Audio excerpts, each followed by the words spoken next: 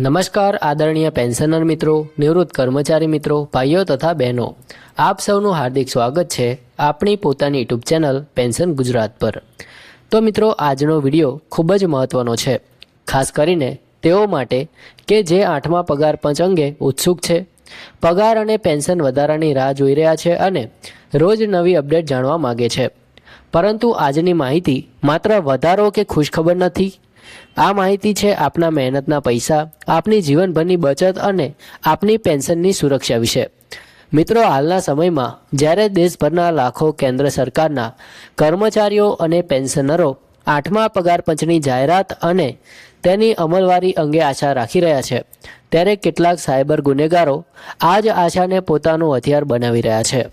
Social media, WhatsApp group અને messaging platform પર 8મું પગાર પંચ સેલેરી કેલ્ક્યુલેટર અથવા પેન્શન વધારો તરત ચકાસો જેવા આકર્ષક સંદેશાઓ ફેલાવવામાં આવી રહ્યા છે। ઘણા પેન્શનર મિત્રો ઉત્સુકતાથી આવીને લિંક ઉપર ક્લિક કરી દે છે અને લિંક ખોલી દે છે, એપ ડાઉનલોડ કરી લે છે અને ત્યારબાદ મુશ્કેલીમાં મુકાઈ જાય છે। મિત્રો, તાજેતરમાં 8th pay commission salary calculator નામની એક નવી નકલી એપ્લિકેશન વાયરલ થઈ રહી છે। આ એપ્લિકેશન એવો દાવો કરે છે કે તમારા પગાર અને પેન્શનનો અંદાજ તાત્કાલિક આપી દેશે, પરંતુ વાસ્તવમાં આ એક ખોટો સાયબર સ્કેમ છે। આ એપ કોઈ પણ સત્તાવાર પ્લેટફોર્મ પર ઉપલબ્ધ નથી। ખાસ કરીને ધ્યાનમાં રાખવું કે સરકાર ક્યારેય વોટ્સઅપ, SMS અથવા ટેલિગ્રામ દ્વારા APK ફાઇલ મોકલતી નથી। જો કોઈ તમને સીધી APK ફાઇલ ઇન્સ્ટોલ કરવા કહે તો સમજી જજો કે તેમાં મોટું જોખમ છુપાયેલું છે।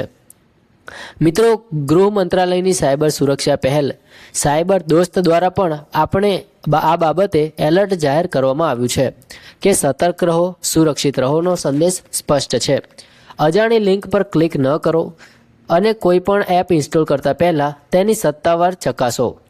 સાયબર ગુનેગારો APK ફાઇલ મોકલીને તમારા મોબાઈલમાં એવી પરવાનગીઓ મેળવી લે છે કે પછી તેઓ તમારા SMS, OTP, બેન્કિંગ માહિતી અને કોન્ટેક્ટ લિસ્ટ સુધી પહોંચી શકે છે। ઘણા કિસ્સાઓમાં એવું બન્યું છે કે વપરાશકર્તાને ખબર જ નથી પડતી અને બેકગ્રાઉન્ડમાં એપ શાંતિથી પોતાનું કામ કરતી રહે છે। થોડા જ મિનિટોમાં બેંક ખાતામાંથી રૂપિયા ઉપાડી લેવાય છે। OTP શેર ન કરવા છતાં મોબાઈલમાં આવેલી મેસેજ એક્સેસથી માહિતી મેળવી લેવાય છે। ખાસ કરીને વડીલ પેન્શનરો માટે આ મોટી ચિંતા છે, કારણ કે તેઓ ટેકનિકલ બાબતોમાં ખૂબ નિષ્ણાત નથી હોતા। મિત્રો, યાદ રાખજો કે 8મા પગાર પંચ અંગે કોઈ પણ સત્તાવાર માહિતી મેળવવા માટે માત્ર સત્તાવાર સરકારી વેબસાઇટ અથવા તો વિશ્વસનીય સમાચાર સ્ત્રોતનો જ ઉપયોગ કરવો જોઈએ, જેમાં તુરંત વધારો ચકાસો, તમારી નવી પેન્શન જાણી લો, સરકારની ગુપ્ત સૂચના જેવા શબ્દો જોતા જ સાવધાન થઈ જજો। સાયબર ગુનેગારો ભાવનાત્મક શબ્દોનો ઉપયોગ કરીને લોકોમાં ઉત્સુકતા અને ભય બંને પેદા કરે છે। મિત્રો, હવે વાત કરીએ કે જો ભૂલથી તમે આવી કોઈ શંકાસ્પદ એપ ડાઉનલોડ કરી હોય તો શું કરવું। તો મિત્રો, પ્રથમ તો તરત જ એપ અનઇન્સ્ટોલ કરો। મોબાઈલની સેટિંગમાં જઈને તપાસો કે કોઈ અજાણી એપ તો ઇન્સ્ટોલ નથી ને। જો શંકા વધુ હોય તો ફોનને ફેક્ટરી રીસેટ કરવો યોગ્ય રહેશે, પરંતુ ફેક્ટરી રીસેટ કરતાં પહેલાં જરૂરી ડેટાનો બેકઅપ જરૂર રાખો। બીજું મહત્ત્વનું કે તમારા બેંક એકાઉન્ટના પાસવર્ડ અને UPI પિન તરત બદલી નાખો। ક્યારેક OTP, ATM card number, CVV, net banking password અથવા આધાર નંબર અજાણ્યા વ્યક્તિને આપશો નહીં। સરકાર કે બેંક ક્યારેય ફોન કરીને OTP પૂછતી નથી। આ બાબત તમારા પરિવારના વડીલોને પણ સમજાવો। ઘણી વખત સ્કેમર્સ વડીલ પેન્શનરોને ટાર્ગેટ કરે છે, કારણ કે તેઓ સરળતાથી વિશ્વાસ કરી લે છે। મિત્રો, જો તમે સાયબર છેતરપિંડીના ભોગ બન્યા હો અથવા તો શંકાસ્પદ કિસ્સો જણાય તો તરત જ રાષ્ટ્રીય સાયબર ક્રાઇમ હેલ્પલાઇન 1930 પર કોલ કરો। એટલે કે મિત્રો, જો તમે સાયબર ક્રાઇમ હેલ્પલાઇન પર કોલ કરી શકો છો, જેનો નંબર 1930 એટલે કે 1930 છે। આ ઉપરાંત સત્તાવાર portal national cyber crime reporting portal પર પણ ફરિયાદ નોંધાવી શકો છો। સમયસર ફરિયાદ કરવાથી કેટલીક વખત પૈસા ટ્રાન્ઝેક્શન રોકી શકાય છે। મિત્રો, પેન્શન એ આપણા જીવનભરના પરિશ્રમનું ફળ છે। સરકારની નીતિઓ, પગાર પંચ અને પેન્શન સુધારાની ચર્ચા વચ્ચે આપણે સુરક્ષા ભૂલી જઈએ તો નુકસાન આપણું જ થાય છે. 8મો પગાર પંચ આવશે, વધારાની જાહેરાત થશે, પરંતુ તે સત્તાવાર રીતે જ આવશે, કોઈ ગુપ્ત લિંક અથવા તો એપ દ્વારા નહીં. આજના ડિજિટલ યુગમાં જાણકારી જ સૌથી મોટી સુરક્ષા છે. તમે જેટલા સજાગ રહેશો એટલા સુરક્ષિત રહેશો. પેન્શન ગુજરાત ચેનલનો હેતુ માત્ર સમાચાર આપવાનો નથી, પરંતુ પેન્શનરો અને નિવૃત્ત કર્મચારીઓને સાચી, સત્તાવાર અને સુરક્ષિત માહિતી પહોંચાડવાનો છે. તેથી મિત્રો, આપણી આ ચેનલને જરૂરથી સબસ્ક્રાઇબ કરી લેજો. મિત્રો, આગળની માહિતી ખૂબ જ મહત્વપૂર્ણ વાત કરીએ તો ઘણી વખત સાયબર ગુનેગારો માત્ર નકલી એપ સુધી સીમિત નથી રહેતા, પરંતુ ફોન કોલ દ્વારા પણ છેતરપિંડી કરવાનો પ્રયાસ કરે છે. તેઓ પોતાને સરકારના અધિકારી, બેંક કર્મચારી અથવા પગાર પંચ વિભાગના પ્રતિનિધિ તરીકે ઓળખાવે છે અને કહે છે કે તમારો પેન્શન વધારો પ્રક્રિયામાં છે, કૃપા કરીને તમારી વિગતો કન્ફર્મ કરો. મિત્રો, આવું કહેવામાં આવે છે.